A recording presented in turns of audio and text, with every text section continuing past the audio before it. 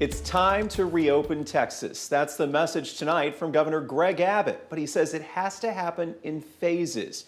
Good evening, everybody. I'm Jordan Williams. And I'm Dejanique Garrison. So this comes as the cases in Southeast Texas appear to be stabilizing.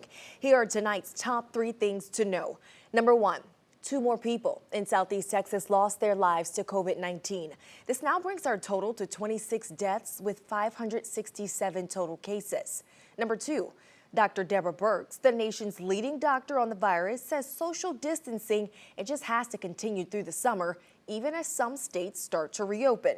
And number 3, retail stores, movie theaters, restaurants, and malls all across the Lone Star State, well, they can open on Friday, but they'll have to face limits on occupancy.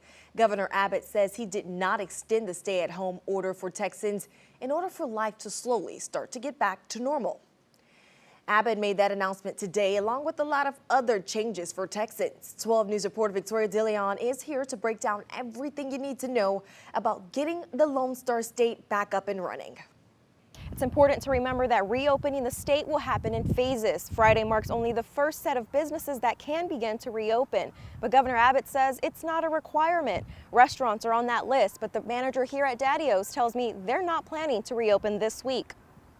Well, because of your efforts, the COVID-19 infection rate has been on the decline over the past 17 days. Phase 1 of reopening Texas is in full swing. Monday afternoon, Governor Abbott announced the first wave of businesses that can begin to reopen Friday. That includes retail stores, movie theaters, malls, and restaurants. But we're not out of the woods just yet. There will be some restrictions. To minimize the spread of COVID-19 during phase 1, on the advice of doctors, I am limiting occupancy to no more than 25%. For small restaurants like Daddy-O's, that occupancy limit didn't seem worth it to manager Charlie Jones. There'd only be 3 tables.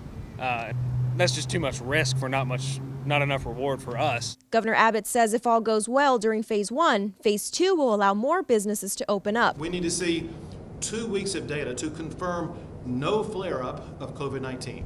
During phase 2, retail stores and restaurants may be able to increase their occupancy to 50%. Jones says he'd rather wait until then to reopen the dining room. By not opening, we're protecting our staff and everyone else, so we're going to stick with what we're doing right now. State leaders agree. It's all about taking things one step at a time. And if we follow this roadmap, Texas will be back to being Texas.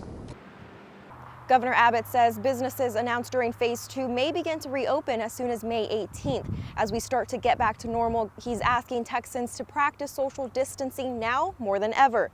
In Beaumont, Victoria DeLeon, 12 News. New tonight, no more fines. The Harris County judge has amended her order about masks. It's all in response to the governor. Basically today he said masks are a recommendation and not a requirement. So Harris County Judge Lena Hidalgo removed that $1,000 fine after Governor Abbott told state residents his mandate supersedes local jurisdictions. The judge says the order for masks still stands, but folks will not be fined. Important to note, some stores in Houston have still said customers will not be allowed inside without masks. Also new here at 10, DPS appears to have closed the checkpoint at the Texas-Louisiana state line.